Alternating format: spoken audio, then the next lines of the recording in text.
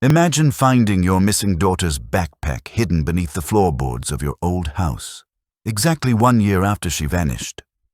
Now imagine realizing that everything the police told you, everything you believed about that day, was a carefully constructed lie. Before we dive into this story, hit that subscribe button and drop a comment telling me this. If you discovered someone you trusted had been lying to you for an entire year, what would you do? Let's get into it. June 2022. Leah Harding stood in the empty master bedroom of her Colorado home, surrounded by nothing but silence and the overwhelming smell of bleach. The kind of industrial-strength bleach that doesn't just clean, it tries to erase. The afternoon sunlight cut harsh lines across the bare hardwood floors, and downstairs she could hear her realtor finalizing paperwork with the new buyers. This was supposed to be closure. The final step in moving on from the life she'd built with her ex-husband Ryan, and more importantly, moving on from the nightmare that had consumed the past year of her life. Exactly 1 year ago to the day, her 5-year-old daughter, Anukisa, had disappeared. Just vanished. The timeline was burned into Leah's memory like a scar. Ryan, her newly ex-husband, had picked Anukika up from kindergarten for his scheduled custody weekend. It was a normal Friday afternoon. Security footage showed them leaving the parking lot at 3:15. Anukika was wearing her favorite outfit, a gray shirt with a textured pink heart, bright pink tights, and a denim skirt. Her blonde hair caught the sunlight as she skipped to Ryan's car, and on her back was her black backpack covered in tiny pink hearts. Hours later, Ryan's SUV was found mangled against a cluster of trees on a remote mountain road, a place he had absolutely no reason to be. Ryan survived, but he had severe injuries and claimed total amnesia. He didn't remember the drive. He didn't remember the crash, and most devastating of all, he didn't remember where his daughter was. Anukika was simply gone. No trace at the crash site. No clothing, no footprints. Nothing. The investigation wavered between two terrible possibilities. Either she'd been thrown from the vehicle during the crash and lost in the vast wilderness, or there had been some kind of altercation, maybe a carjacking before the accident happened. For an entire year, Leah had lived in that gray fog of not knowing. An entire year of police interviews, grief counseling, and neighbors who no longer knew how to look her in the eye. Now here she was, doing a final walkthrough of the house before handing it over to strangers forever. She walked toward the master closet, a large space Ryan had customized back when they were still happy, back when their marriage wasn't drowning in lies and gambling debts. The closet was stripped bare now, just empty shelves creating skeleton outlines against white walls. As she scanned the space one last time, her phone buzzed. In her back pocket. She assumed it was the realtor calling her down to sign papers. But when she pulled out her phone and glanced at the screen, her blood went cold. It wasn't a call. It was a notification. Find my alert. Anukika's backpack detected nearby. Leah stopped breathing. That AirTag. She'd clipped it inside Anukika's backpack herself, one of those small safety measures anxious parents take. It hadn't pinged once since the day her daughter disappeared. The police had searched extensively around the crash site. Helicopters swept the area for days. The device was presumed dead, lost forever in the wilderness. But now, 1 year later, standing in her empty house, the app was telling her the backpack was here. Right here. 20 feet ahead, the screen said. Her hands were shaking so badly she almost dropped the phone as she opened the tracking app. A large white arrow appeared on the screen, pointing straight ahead into the closet. She took a hesitant step forward, watching the distance update. 12 feet ahead. The arrow suddenly swiveled to the right, pointing toward the corner where Ryan used to keep his shoe rack. 9 feet ahead. Then the arrow pointed straight down. Leah stared at the hardwood floor beneath her feet. The signal was strong, unwavering. The backpack wasn't in the closet. It was under the closet. And then the memory hit her. Years ago, before everything fell apart, Ryan had installed a hidden access panel right in this spot. He was paranoid about security, always talking about needing a safe place for emergency cash. She'd forgotten all about it. She pressed her fingers against the seam where two floorboards met, trying to pry it open, but it was stuck fast. From downstairs, the realtor's cheerful voice called out that the buyers had arrived. Panic surged through Leah. If she didn't get this panel open right now, she might lose her only chance forever. She ran downstairs, pushed past a confused Brenda, and burst into the garage where the cleaning crew had left some tools. She grabbed a crowbar and sprinted back upstairs, ignoring the concerned voices behind her. Back in the closet, she jammed the crowbar into the seam and pulled with everything she had. The wood groaned, splintered, and suddenly gave way with a sharp crack, swinging upward on hidden hinges. Below was a shallow crawl space, maybe 2 feet deep, tucked between the floor joists. The air that rushed up smelled stale and metallic. Leah switched her phone to flashlight mode, her hands trembling violently, and shone the beam into the darkness.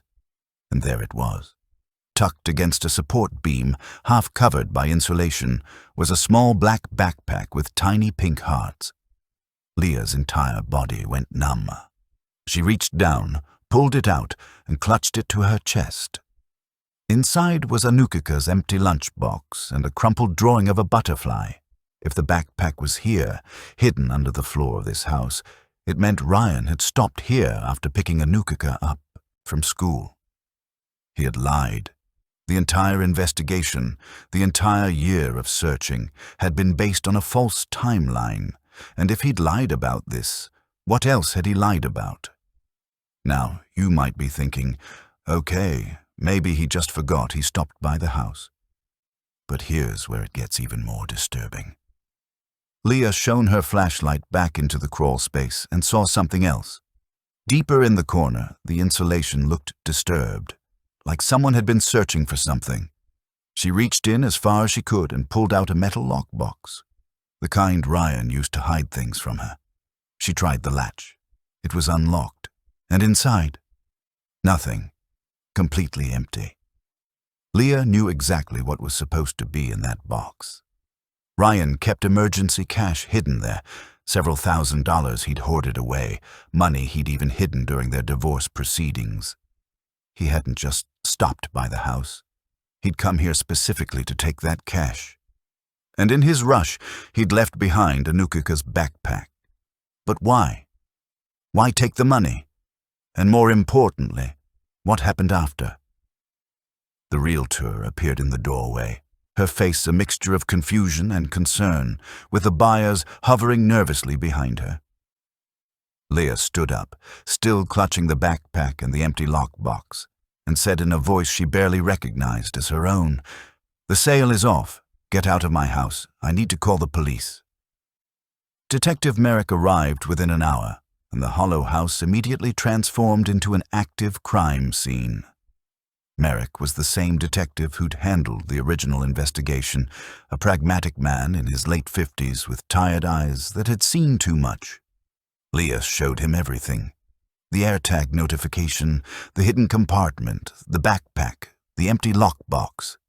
She explained about the cash Ryan had hidden, how this proved he'd been at the house with Anukika after leaving the kindergarten. Merrick examined everything carefully, his expression unreadable. When he finally spoke, his words weren't what Leah wanted to hear.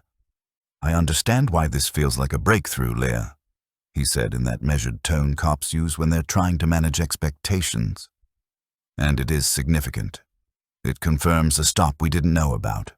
But we need to be careful about jumping to conclusions." He explained why the house had never been searched in the first place.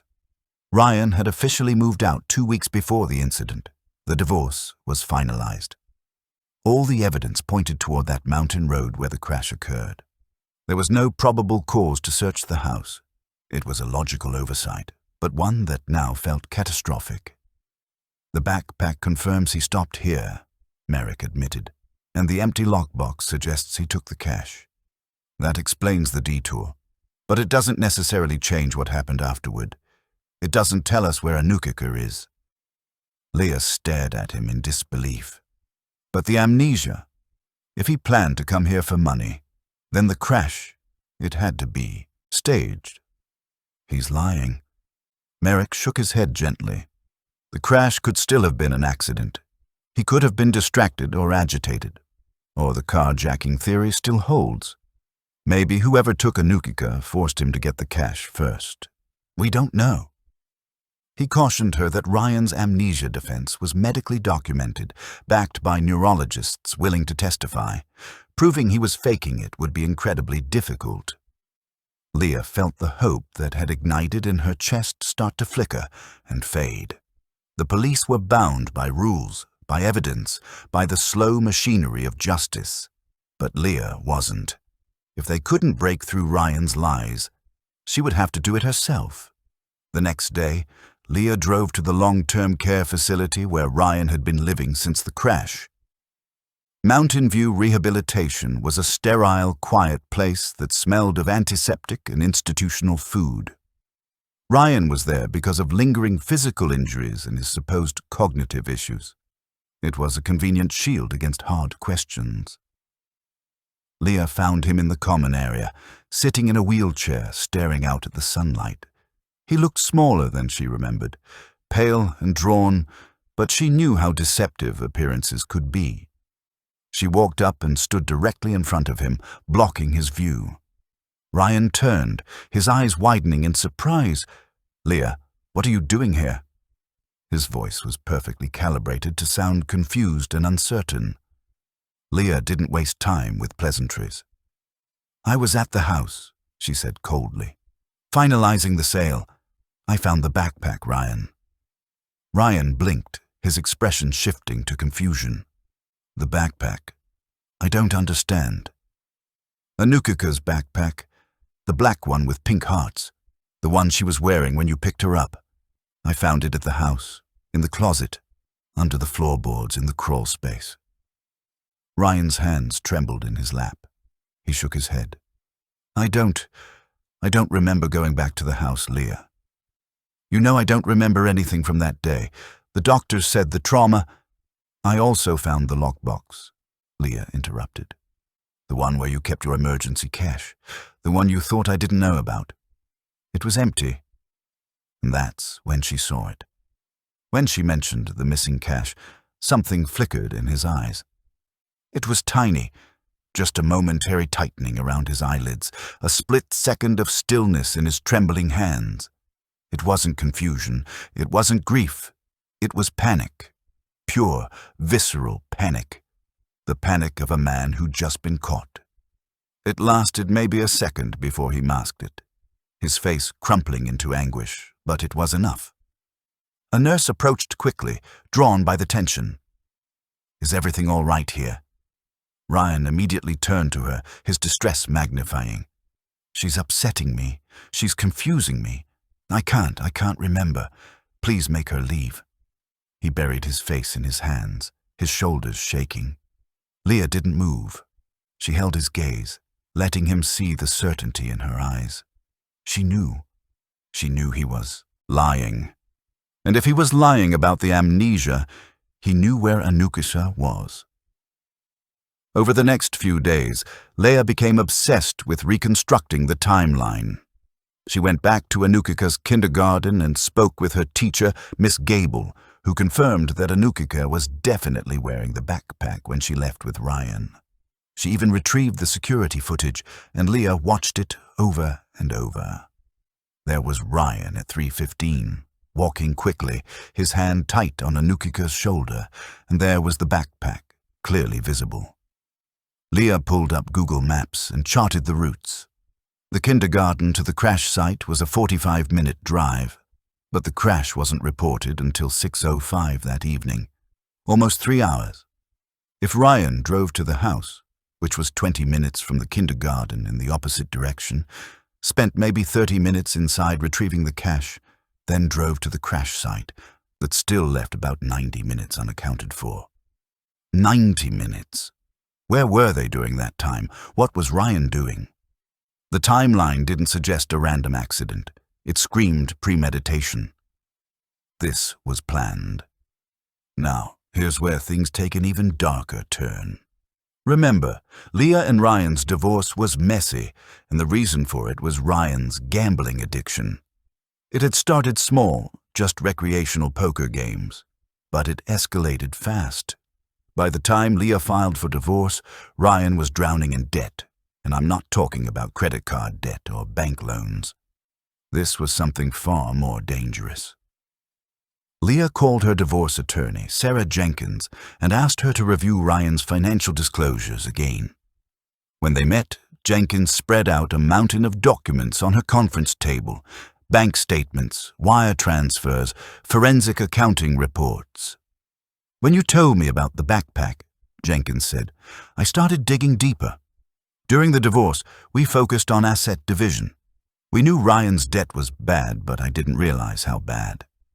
She pointed to a series of large wire transfers, tens of thousands of dollars disappearing into shell corporations and offshore accounts. "Ryan was borrowing from one source to pay another," Jenkins explained. "Classic Ponzi scheme behavior. He was juggling credit cards, payday loans, even forging your signature on loan applications." Leah felt sick. "Who did he owe the money to?" Jenkins hesitated. "That's the problem. Most of this debt isn't institutional, it's private. These wire transfers trace back to shell corporations, offshore accounts, entities designed to conceal transactions. This isn't standard debt, Leah. This is shadow debt." The implication hung heavy in the air.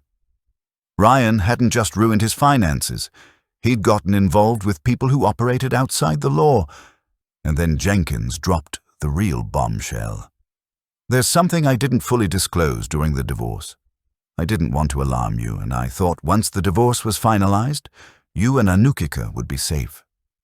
She leaned forward, her voice dropping. Ryan's debts were owed to high-level loan sharks, people connected to organized crime. I know because they contacted me. During the asset investigation, when we started digging into those shell corporations, I received threats. Credible threats. They warned me to drop the inquiry, and they said if I didn't, they would go after Ryan. And not just Ryan. She paused. They threatened Anukika. Leah felt the room tilt. Organized crime. Threats against her daughter. This changed everything. Maybe the disappearance wasn't about debt at all. Maybe it was about survival. Maybe Ryan, in some twisted way, was trying to protect Anukika from these people. But that didn't explain the lies, the fake amnesia, the year of silence. "If they threatened Anukika," Leah said slowly, "maybe they took her. Maybe the carjacking theory was right." Jenkins shook her head. "If they took her, why the elaborate charade with the crash and the amnesia? Why wouldn't Ryan cooperate with police? Why no ransom demand? Why the silence?" As Jenkins shuffled through the files, she pulled out a small yellow post-it note tucked deep in Ryan's bank statements. On it, written in Ryan's handwriting, was a single phone number. No name, just 10 digits. "This number doesn't match any of his known contacts," Jenkins said, sliding it across the table. "It's probably nothing, but given the circumstances, it feels like a loose end." Leah took that phone number straight to Detective Merrick, and this time his reaction was different. The mention of organized crime changed everything. He took the post-it note, bagged it as evidence, and ran a trace. A few hours later, he called Leah back to the station with results. "The number connects to a burner phone," Merrick explained. "Purchased with cash 2 weeks before the disappearance. It was only active for a few weeks, then went dead the day after the crash." He pulled up call logs on his computer. The phone showed repeated calls to 2 other numbers in the days leading up to the disappearance. He pointed to the first number. "This one traces to a known enforcer for the gambling ring Ryan was indebted to. A man named Victor Novak. He's bad news, Leah. Violent, connected to a larger syndicate." Leah's stomach clenched. The threat was real. It had a name.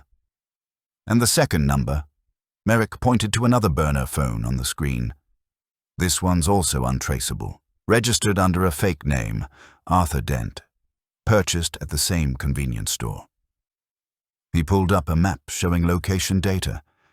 The pings are localized to a remote area in southwest Colorado, near the Gunnison National Forest.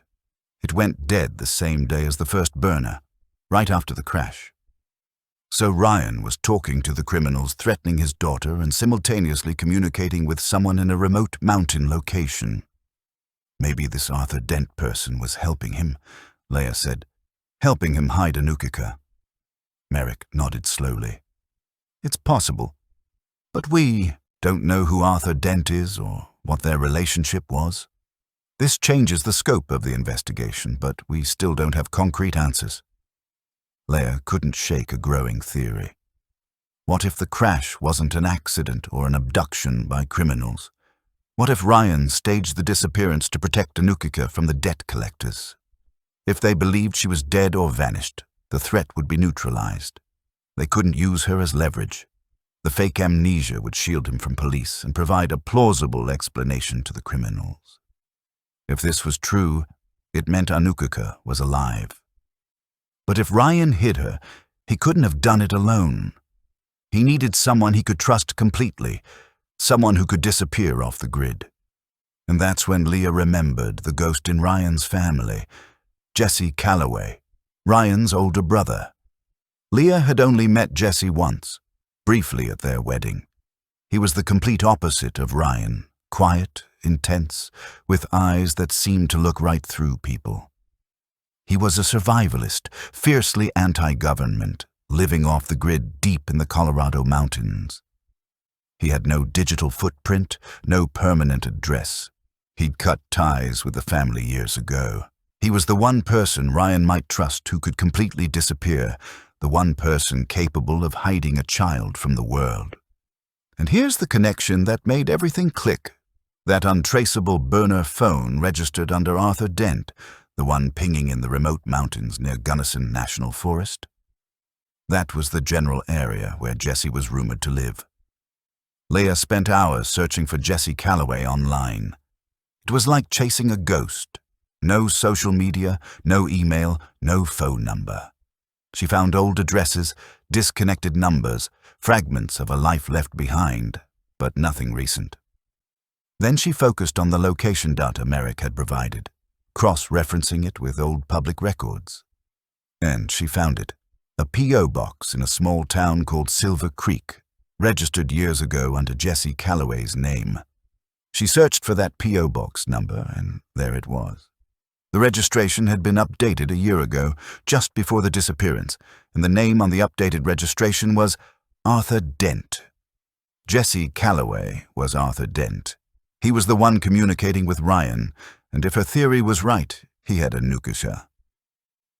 Leah took this information to Merrick, who recognized the significance immediately. But the reality was complicated. Jesse lived in a remote jurisdiction.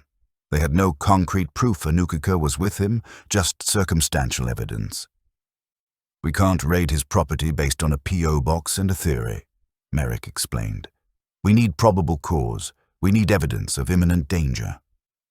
He proposed setting up surveillance, monitoring the P.O. box, waiting to confirm Jesse's identity and any sign of Anukika. It could take weeks, he admitted. Leia didn't have weeks. If the police started circling, Ryan might panic and warn Jesse. Anukika could be moved deeper into the wilderness and lost forever. Leah made a decision. If the police couldn't find her daughter, she would do it herself. She spent the next 24 hours preparing. She rented a rugged SUV, packed warm clothes, supplies, a first aid kit, withdrew cash from her savings. She called Merrick and lied, saying she was going to a retreat in the mountains with no cell service to clear her head.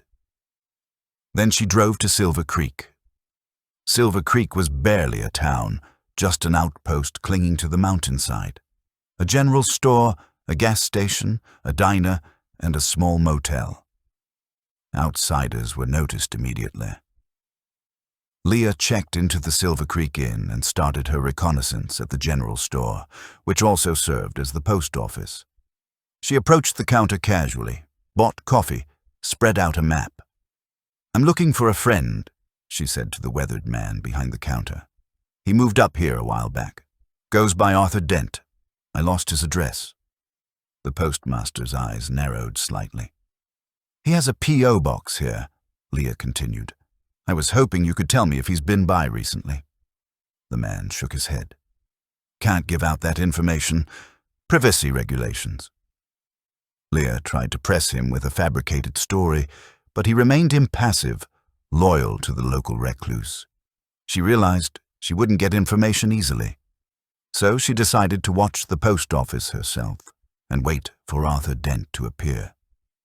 For 2 agonizing days, Leah sat in her SUV down the street from the general store, watching locals come and go. She felt increasingly exposed, a stranger in a hostile town. Doubt crept in. Maybe she was wrong.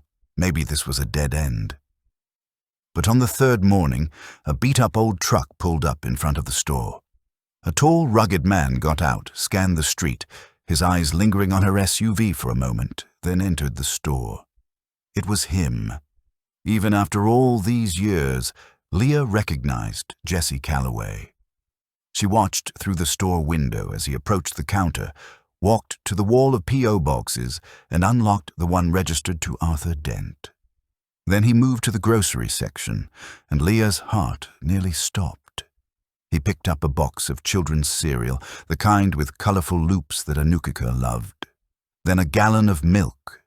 Then he moved to the clothing section and grabbed a package of small pink socks. Items completely inconsistent with a man living alone. Anukika was here. She was alive. Jesse paid, loaded everything into his truck, and drove north out of town toward the mountains. Leah waited a moment, then followed, maintaining a careful distance. The paved road ended quickly, replaced by a narrow dirt track that wound deep into the forest. Leah followed for nearly an hour, climbing higher, the terrain becoming treacherous, cell service disappearing completely.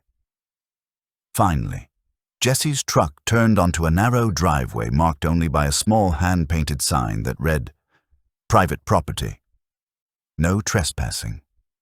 Leah parked her SUV off the track, hidden behind bushes, and continued on foot. After a few hundred yards, she saw it.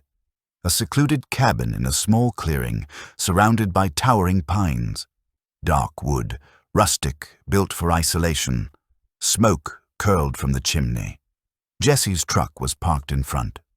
Leah circled the cabin carefully, staying in the trees.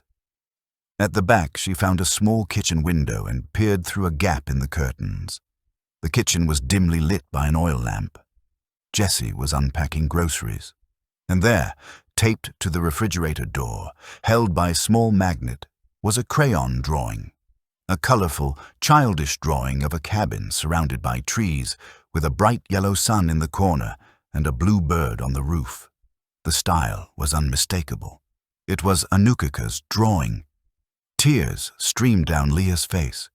Her daughter was alive. She was inside this cabin. Leah observed the layout, looking for a way in. A direct confrontation with Jesse was too dangerous. She noticed a small window on the side of the cabin, slightly ajar for ventilation. It was narrow, but maybe large enough for a child. She decided to wait until nightfall. As the sun set, she watched the lights in the cabin turn on, then turn off one by one. Finally, darkness, except for a faint glow from the small side window. A night light. Leah moved silently toward the cabin and peered through the window. It was a small bedroom, sparsely furnished, and on a cot in the corner, she saw a small figure curled under a quilt.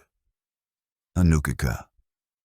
Leah pressed her face against the glass, whispering, "Anukika, baby, it's Mommy." The small figure stirred. Anukika sat up, eyes wide with confusion. She looked at the window, at the face in the darkness. "Mommy," she whispered, her voice uncertain. Leah nodded emphatically, tears streaming down her face. Yes, baby, it's me. I found you.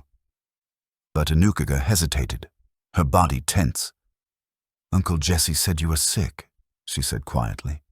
He said I had to stay hidden. He said you couldn't take care of me. The words hit Leah like a knife.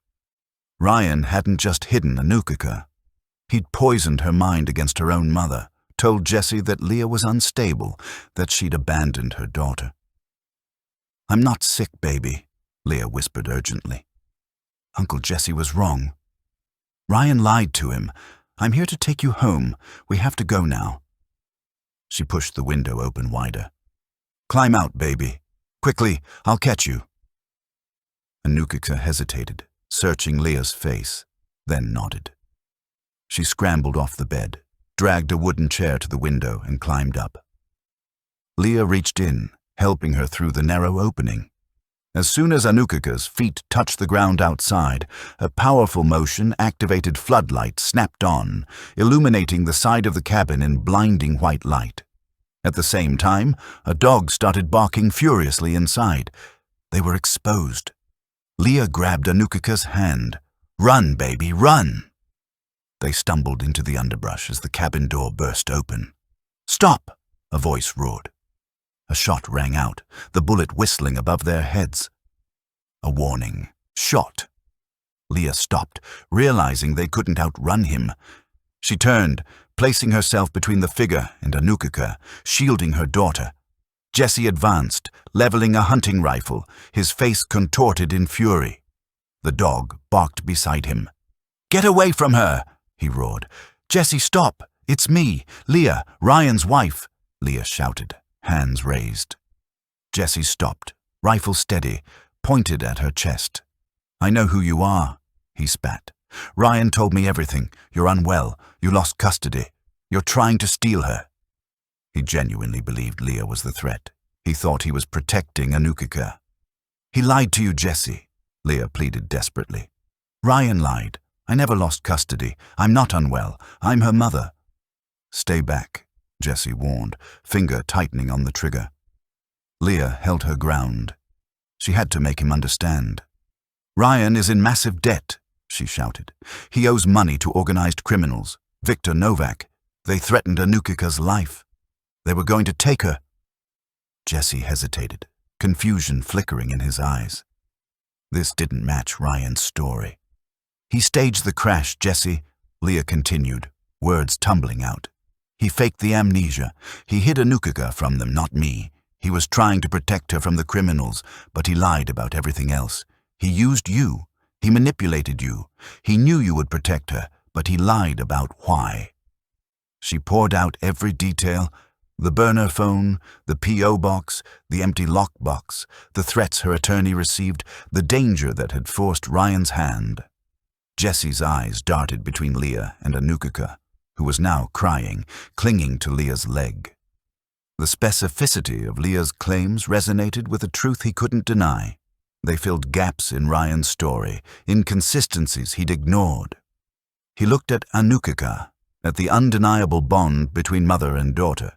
This wasn't an unstable woman. This was a mother protecting her child. The realization hit him hard. He'd been manipulated by his estranged brother, used as a pawn.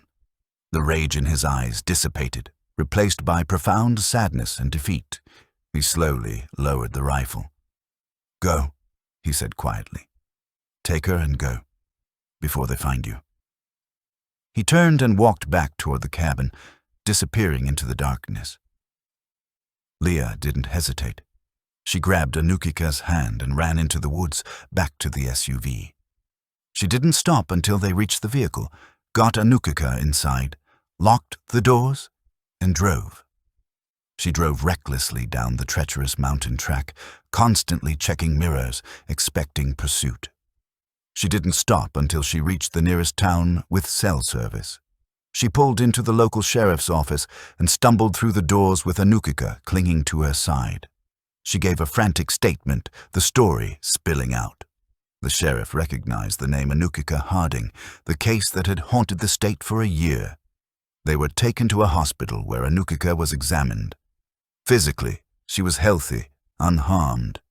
But the psychological impact was clear in her wide eyes, her silence. The reunion was overwhelming, profound relief, agonizing joy, anger at Ryan's betrayal, and sorrow for the lost year. But holding Anukika in her arms, Leah felt the void that had consumed her begin to heal. The recovery triggered a massive response. Detective Merrick arrived, coordinating with local authorities. Tactical teams descended on the cabin. They found Jesse sitting on the porch, waiting. He surrendered peacefully, giving a full confession. He detailed how Ryan had arrived desperate, claiming Leah was unstable, that Anukika was in danger. He admitted to hiding her, genuinely believing he was protecting her. Ryan was arrested at the assisted living facility. When confronted with Anukika's recovery and Jesse's confession, his amnesia defense crumbled instantly. The full truth came out. Cornered by gambling debts, terrified by threats against his daughter, Ryan had devised a desperate plan. He retrieved the hidden cash from the house, explaining the empty lockbox. In his haste, Anukika's backpack was left behind in the crawl space, a small mistake that unraveled everything. He drove to the mountains, handed Anukika to Jesse with a false narrative about Leah's instability, then staged the crash to make it look like she'd vanished, neutralizing the threat from the criminals. He injured himself more severely than intended, and the physical trauma added credibility to his amnesia defense. He maintained the lie for a year, hoping the criminals would move on, the police would stop searching, and he could eventually retrieve Anukika and disappear. The legal proceedings were swift. Ryan pled guilty to custodial interference, filing false reports, and child endangerment, facing significant prison time. Jesse, due to his cooperation and genuine belief he was protecting Anukika, received probation and community service. Leah and Anukika moved to a new state, far from Colorado, far from the memories. They started intensive therapy, healing the wounds. Anukika was resilient. Slowly, her laughter returned.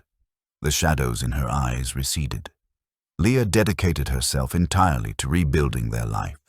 The silence that had once defined her existence was replaced by the sound of her daughter's voice, a constant reminder of the strength of a mother's love and the small digital signal, that 9-foot ping beneath the floorboards, that had guided her through the darkness and back to her daughter.